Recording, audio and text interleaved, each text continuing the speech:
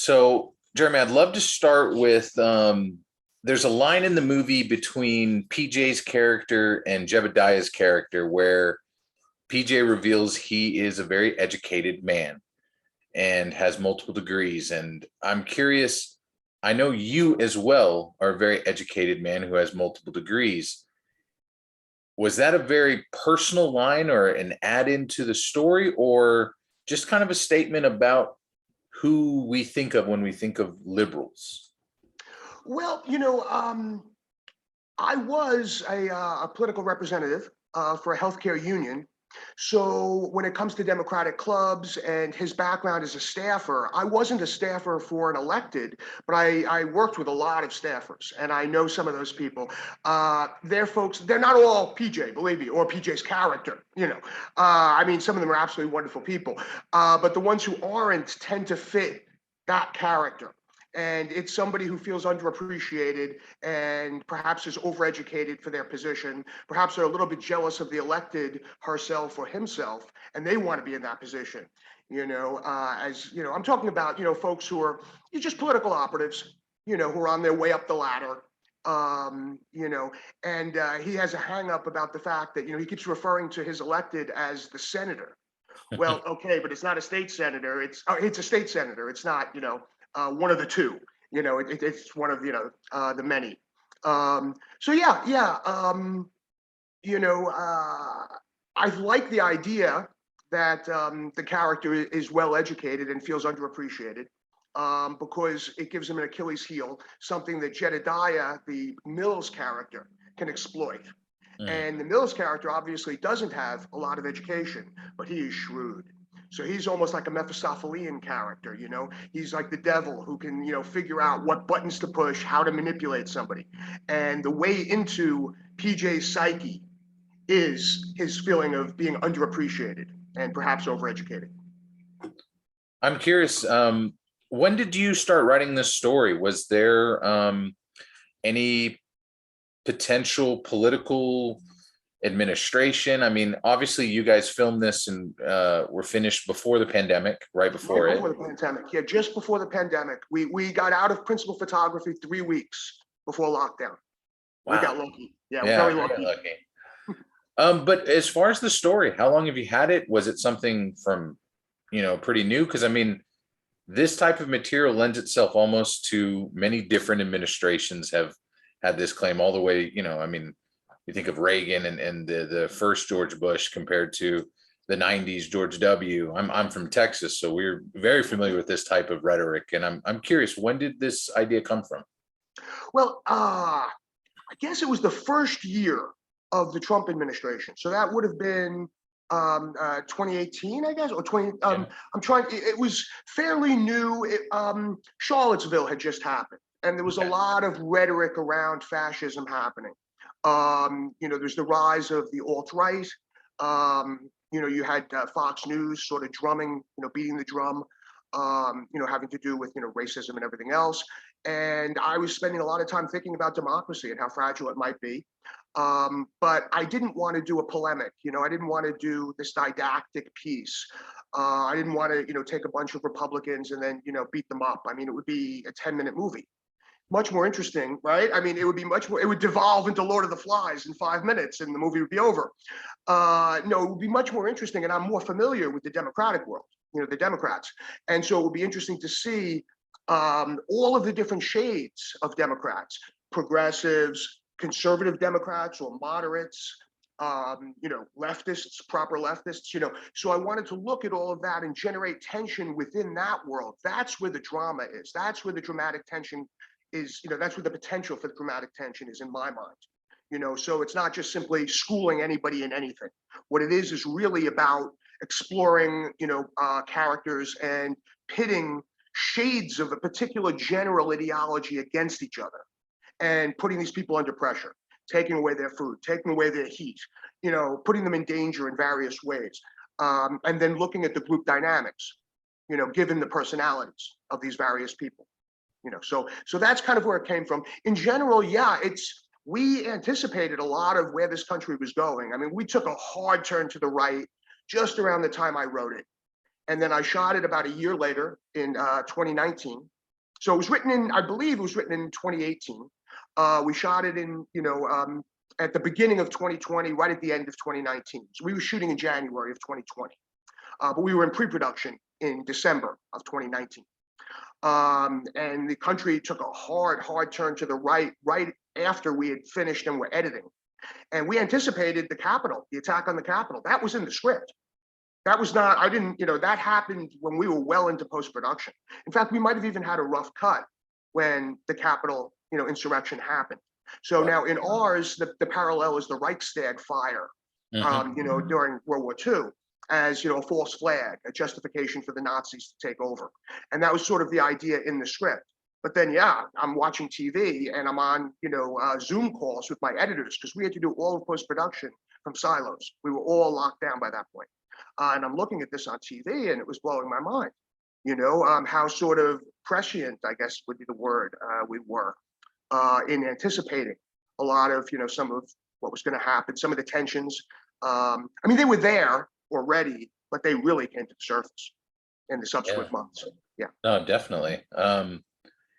Speaking of that dynamic, one of the characters that really stands out is the character that is furthest from any political argument is young Amy, the daughter character. I love that she's in this film, that there is an added reality to the situation. It's not just, bickering adults battling over what they want to talk about. Her innocence is so much a part of your film. Where did that character come from, and how much did that change the dynamic of the shoot, having a young girl on set and dealing with, how to film with that, but also to keep her a part of the story? I thought it was really well done. Oh, thank you. Yeah. It does add an element of humanity to it. I think it's ironic. What she has is divorced from any political ideology. She simply has a very strong moral center from her parents.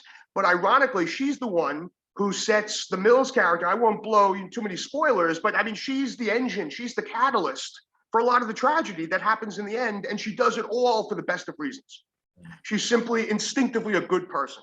And I set up a situation in which being a good person in that way has some really tragic consequences, right?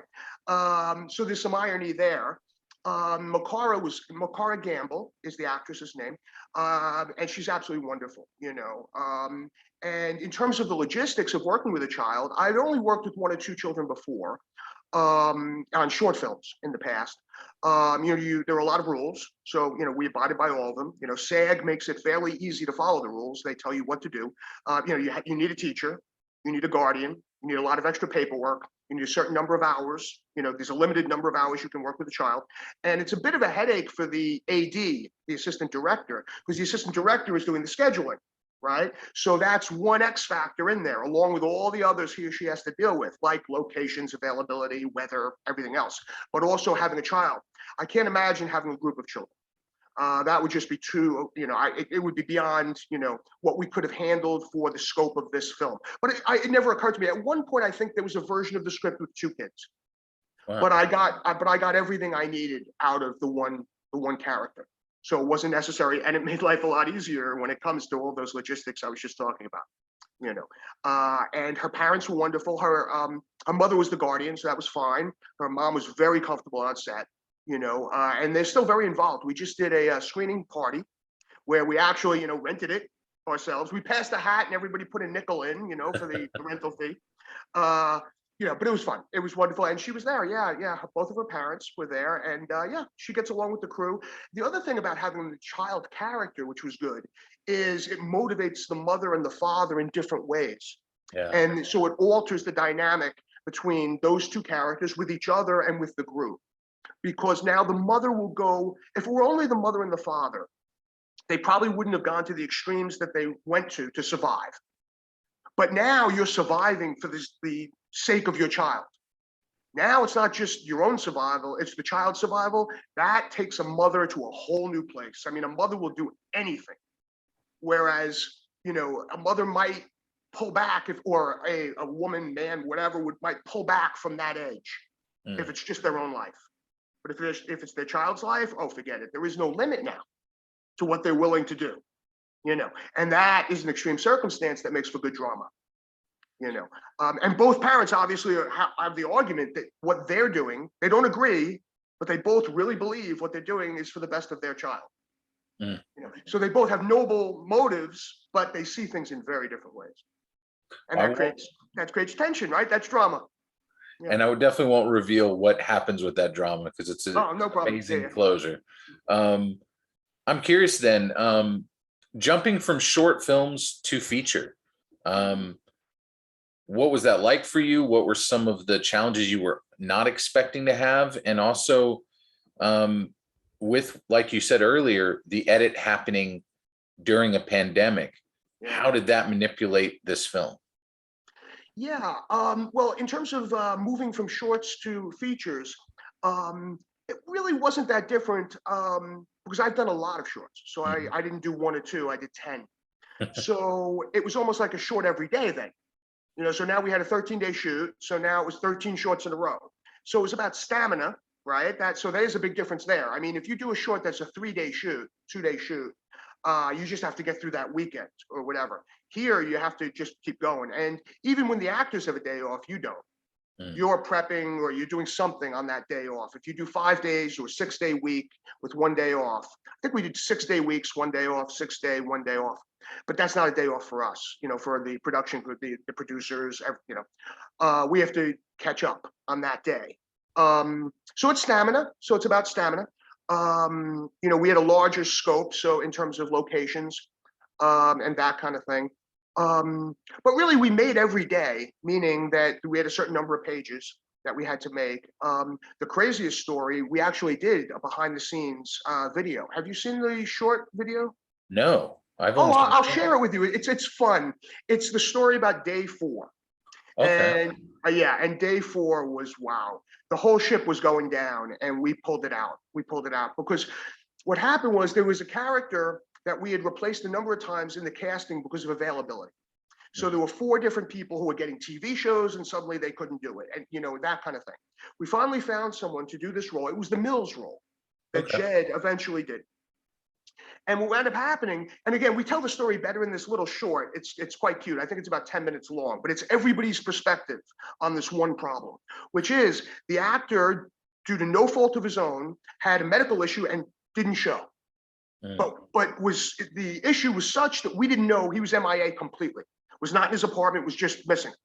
So we had no idea what was going on. We were sending a PA to his house and nobody knew, talking to neighbors. I mean, it was one of those, and and they keep that away from the director on the day of because we have other things until it's an emergency. Suddenly, we're ready to roll cameras in an hour and he's nowhere to be found. So, and again, this is not his fault, but now it's the first day the Mills character, who's integral to the entire story. He's the antagonist really. And it's the first day we're going to shoot that character and we don't have an actor. So now the producer and everybody in the production team is thinking, we did casting, we did proper casting for every single role. Now the criteria for figuring out who's going to get the role is who can get here in half an hour. That's it. And I'm like, that's madness. That's madness after all the work we did to find the right person 4 times over. And so what ended up happening was I'm getting all of these headshots and from the production team. Oh, this is a friend of mine from this soap opera. This is a friend of mine from this TV show. And all of these characters are just wrong for the role. The role is a very rustic person. And I'm getting New York actors. I'm getting, people from, urban centers all over. And these people are going to do a caricature of somebody who's rustic. I don't want a caricature, so I didn't know what to do. And without this, we couldn't miss a single scene, never mind a whole day. Not possible. That's it. It would have ended. That's it. The entire film would have been over if we don't solve this problem in the next hour. And so it's just total madness. And all you can do is prepare for everything because you're always going to get something like this. And if you've prepared everything else, maybe if the cinema gods smile on you, you can solve that one problem that was impossible to anticipate. That's it. That's the only hope you've got. But you're always going to get it. It could be weather. It could be an accident on the road. It could be anything. But you have to get everything locked down because something's coming and you can't see it You don't know it until it's on you. You don't know it's coming. That was day 4 for us. So I didn't know what to do. I was clearing my head. I went away. They're working upstairs. We had our production office upstairs in this location, and they're freaking out up there, doing the best they can to come up with possible actors, anything like that. And I go out onto the main set on the floor, they call it, and I go on the floor, and I don't know what to do.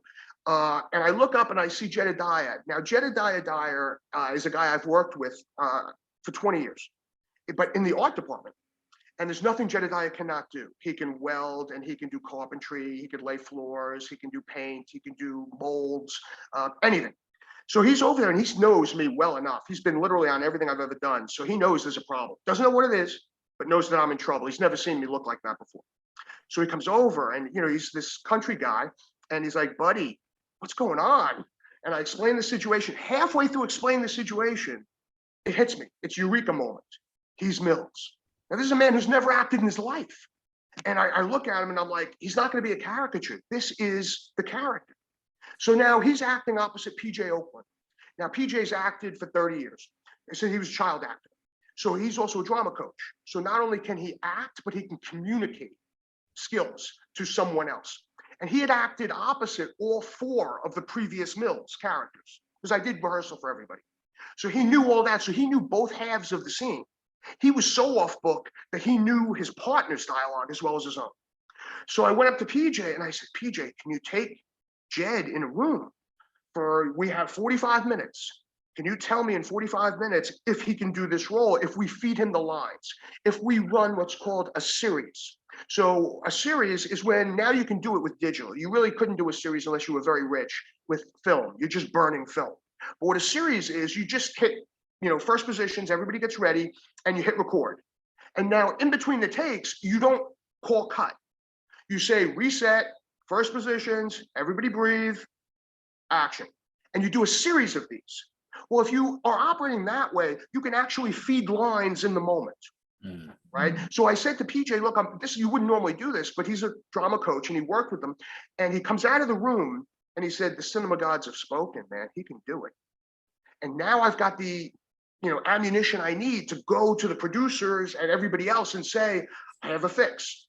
They don't believe me. They think I'm insane. They think I've just destroyed the movie, casting a non-actor in such a crucial role. But we have no alternative. So they didn't have an alternative. So they just figured they were wringing their hands and they said, "Okay, Jeremy's over the bend, or around the bend, but what are we going to do?"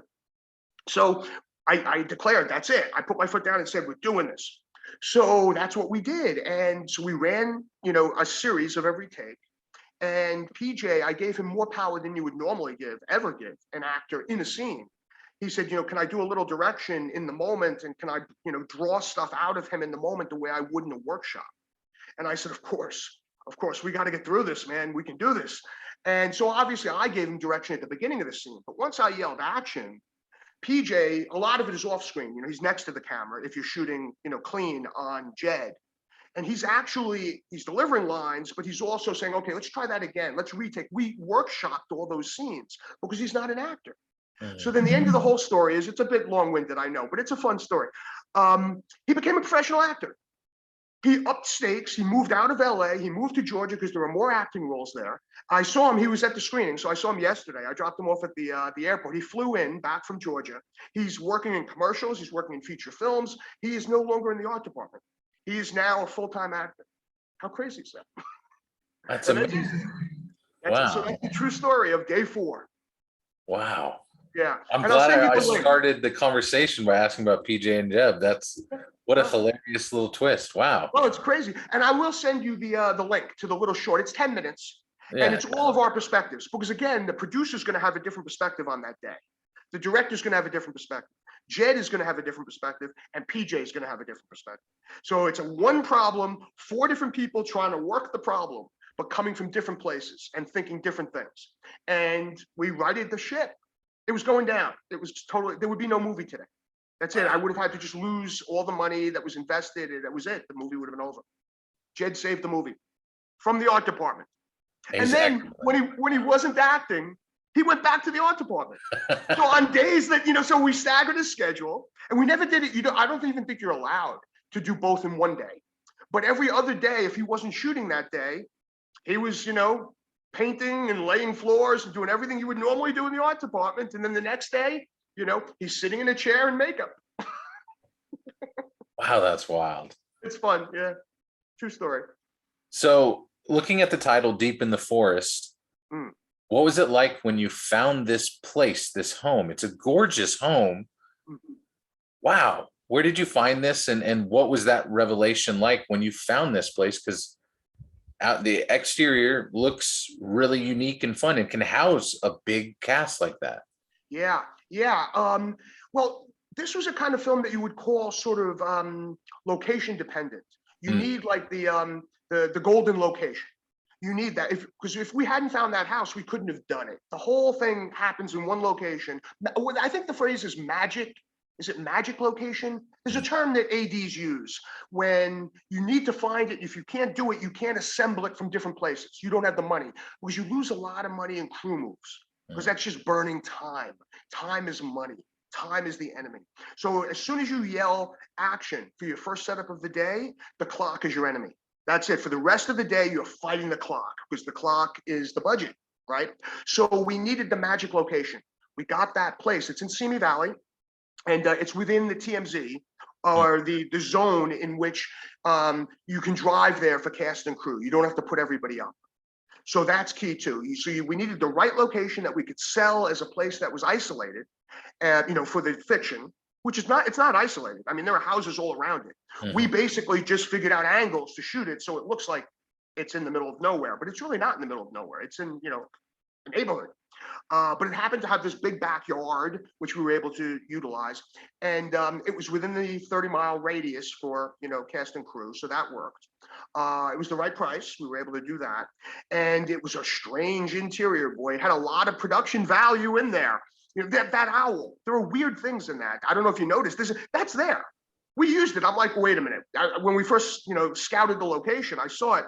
And I'm like, wow, we got to use that owl. I don't know what I'm going to do with it, but it's an owl. Who has a stuffed owl in their living room? So yeah, a lot of that was like kind of just part of the production design, and we brought a lot in. I mean, the art department did a lot of work on the place, because we had to remove a lot because there was a lot of bric-a-brac. So a lot of what the art department does, if we're shooting in one room, they have to take everything and move it to another room. So they're leapfrogging sets within a large house. But I don't think there was a single room in that house we didn't shoot in. We used every single angle and sort of available space in that one place, to make the most of it, because we knew. And then we went outside as often as possible, to open it up a little bit so it's not just a play. Yeah. Right.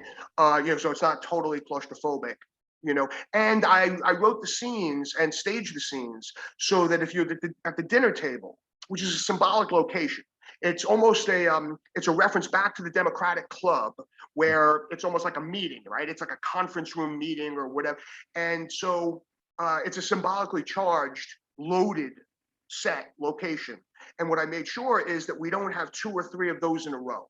If we're going to do that, then we go to 4 other scenes in between in different rooms and then go back to that. So it doesn't feel like we're hitting the same room in the same location. One, you know what I mean? You try do the best you can to juggle it. And I guess you'd call it checkerboard, in the editing. You just make sure that you're not hitting the same room, same room, same room. And then sometimes, like I said, you're going outside, anything you can do. We even used, because the patios are actually, that was, connected to the building. We had to fake a few things. There was that hidden door, which was actually in there. Wow. But yeah, we didn't have to build. That wasn't a build. There's the hidden room and stuff that actually exists. But the room you see when we cut inside is not behind that door. Yeah. If you had opened that door, it's a washing machine. It's a washing room. So, and you could fit probably 2 people in there. That's it. So what we wound up doing is we faked it where the door is there, and then there's a whole different room. So you do, movie magic, faking locations. Yeah. Back to this cast, and maybe this harps back to your work as a short filmmaker, but a tremendous cast with who's been doing this forever, from Stuart, Wendy. I mean, you're talking about people who have hundreds of credits, who've been all over the place. How much fun was it knowing that you were getting people that when they came in, they knew exactly what needed to be done? It was great. I mean, most of this cast I'd worked with before. Mhm. So if you look at my shorts, Peter is in 5 or 6 of them at least. Stu is in 4 or 5. Um, Now Ursula Brooks and Derwin Jordan, they were new. They were new folks. Now I think Paula Malcolmson, yeah, she was Trixie on Deadwood. A Yeah. lot of my, yeah, Paula's great. I've known Paula forever. I've worked with Paula as well. She turned me on to Ursula because they had worked together for years. So that's how that worked. I'm trying to remember. She might have also turned me on to Derwin, or Wow. maybe Derwin did. Or maybe, I'm sorry, maybe Ursula did. I don't remember. But a lot of that kind of casting, I started working with the Deadwood folks 15, 18 years ago, right after the show ended. That's the deepest bench I've ever seen. That's the greatest cast. And so I just, and I started working with Peter. And then through Peter, I started working with Paula. And basically, I started, originally I only had, about $10,000 to $12,000 a day to shoot my shorts. So I couldn't hire a casting director and do full. So I had pretty small casts on a lot of my shorts. So I was really only looking for 4 or 5 people for any given short. So what I would do is once I'd started working with the Deadwood folks, I would just use them as casting directors because anybody they recommended, they knew that performance was going to redound on them. So they were always going to recommend people at their level, people who play at their level. So I would ask Peter, I'd ask Paula, and I continue to do that. Stu came through Peter, Jason. He was in the Western that I did with Paula and Peter, and anybody else from this one? I think that was it from this one. But I used the same people. And Keith Stevenson, who plays the guy who is the soldier. Yeah. He's a mentally challenged character in the. Does a great job. Very sympathetic in the Western. And it's a 3-day Western, 10-minute short, that we did called The Woman in the West. So a lot of my casting is word of mouth, but we had a large cast here. So then we did have to hire a proper casting director and do all of the, the auditions you would normally do. So Wendy was new for me. And Will Bradley, he was new. And there was Spencer Martin, the soldier at the end. Mm-hmm. That poor kid, he's the guy who comes in with the gun. That poor kid, he was parachuted in because we were a team by this point. He's got to come in for a 1-day job and do this really emotional scene where he's very fragile and damaged and everything. And we all know each other. We've been working together now for 2 weeks. And this poor guy is completely new and he nailed it. He delivered in spades. I mean, it was like, wow, this guy is great. So that was really good. That's a professional actor for you who can just come into a set of strangers and open themselves in terms of vulnerability and really nail the character and everything. It was great. He was the sweetest guy too, really good. Look for that guy. He's going to have a future, serious future. He's pretty young. He's about, I'd say maybe 25 or 6, Wow. maybe something like that. But he's got a real future, that guy. Yeah. So I'm curious now that you've completed this feature and you've put it out into the world. Mm-hmm. Is that the realm? Well, I mean, I'm sure you can always go back to shorts, but are your next projects feature length? Are you always going to start looking for these complete, full, realized scripts? Oh, definitely.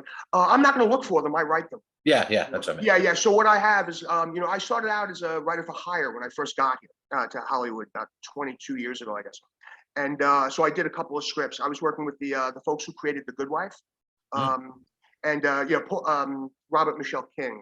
And so I wrote a couple of scripts for them, and they were really helpful when I was young in turning somebody who had a good ear for dialogue and some ideas and some craft, turned me into a professional. And so I worked with them for a couple of years. And then after that, I started writing spec scripts, speculative scripts for anybody who doesn't know that. That's when you write something yourself. You're not hired to write it and you own it then at that point.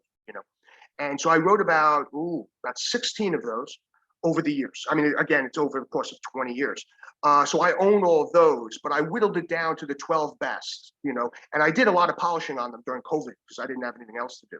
So I've got 12 scripts ready to go, all different genres, all different budget levels. So I'm almost like, this might be really dating myself, but the Fuller brush salesman. What do you need? I got one of those. I got one of these. So, you're looking you need a thriller? Oh, yeah. Political thriller? Yeah. Supernatural thriller? Oh, yeah. I got one of the comedy. Oh, fish out of water? Great. Whatever you need. So I got those. And I'm pushing a TV series now. I've got a couple of producers attached. A guy named Sid Vintage. who has a real career track record going back. He's done a lot of TV, like the CEO of a lot of production companies for television over the years, and a guy named Tony Scotti, who did the Scotti brothers. He was one of the two, obviously, really good guy. And that's set in World War II, and it's a detective serial series, long form, you call it. So we're pushing that at the moment. So yeah, I'm not looking to basically go back to shorts. You know, it was a training ground. It was fantastic. It allowed me to create a group of the cast and create my, you know, have a group of people who will come. And I always paid, you know, so I mean, I never asked anybody to work for free. So with that, I mean, you can do that once if you're out of film school, but people will never come back. Yeah. I was thinking long term, even 20 years ago. So even then, I was paying everybody, you know, and it was very, you know, because I had a day job. I was doing my political work at the time. So I was using a lot of that salary to be able to create a cast and crew and be able to pay them and create, you know, proper conditions on the set, feed people right, no pizza, you know, stuff like that. You know, there were rules, man. You don't do pizza. Even if the pizza is good pizza, no pizza.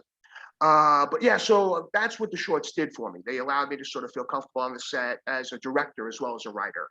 And now, yeah, I love being on set. But yeah, so I'm looking to continue doing, you know, yeah, this television show if it goes. We'll see. We're pitching it to a lot of places now. So, or you know, and I'm also working on, you know, trying to get one of the 12, you know, features done. You know, so we'll see. I've got a kind of a fun question about your credits immediately after the film. I love that smoke effect. Who had that idea? Where'd that come from? I love the way it reveals. I think it's really cool. Yeah, that was a guy named Paul Christo. He did I guess you call those visual effects for the credits at the end. And the idea is almost like, you know, because there are bits of the Constitution floating around in there, and yeah, and you know, obviously it's metaphoric as well as fun to look at visually. And so that's what he came up with. We were trying to figure out, I don't know, do we have like pages of the Constitution burning in the background, or it's too on the nose? And you know, we were trying to figure out something a little bit subtle but also elegant for the ending, and nothing too in your face, because that long at the end, you know, I won't blow the shot. It's really, I'm proud of that, the final shot of the movie. It's contemplative. It's a heavy scene. We hit you hard, and then we give you time to sort of think about, whoa, okay, what do we make of all this? Because I don't come down with a serious conclusion. There's no right and wrong at the end of this movie. I mean, I present a lot of conflicting points of view and a complicated situation, and I let the audience figure out what they're going to make of it. So you got to give them time to do that. You can't just hit them with like a zinger, unless it's an action movie or whatever. Fine, you want to send them out on a high note. But that wasn't where we were going. We were sending people out in a disturbed state of mind. You know, that was the idea. It was like, wow, okay, what do we make of that? So then you have to end on a certain tone. And that tone is visual, that tone is auditory. So what we're doing with the score has to be a certain vibe. The visual has to be a certain vibe. The shot has to go at a certain speed. That gives everybody time to digest, you know, and to try to ruminate on what they've just been presented. Because it's a pretty full meal, morally and intellectually. I mean, you know, we give them a lot to work with, you know. So part of that whole final credit, you know, effect had to do with sort of creating a contemplative vibe so that people sit for a few minutes and say, wow, okay, yeah, what to make of that, you know. So that was the genesis of that, and that's a guy named Paul Christo who created that. Very cool. And I love that your film has such diversity, because I found myself in certain characters thinking, gosh, that's exactly what I would think or do. And I love that brilliance of it. And that helps with the way you end it. That can, you know, you've got to think about how you would have been in that situation, because I think it's universal in that sentiment. So Jeremy, thank you for the chat. Thank you for making the film. And yeah, I can't wait to see these future 12 scripts and work. I want to see it. Oh, we'll see. Yeah, fingers crossed. And I'll send you that link. I have your email, yes? Okay, yes. I'll send you yeah. So feel free, you can post it any way you like, just whatever. Perfect. With the little short, okay? Awesome. Thank you, Jeremy. Take care. Thanks for your time. Bye.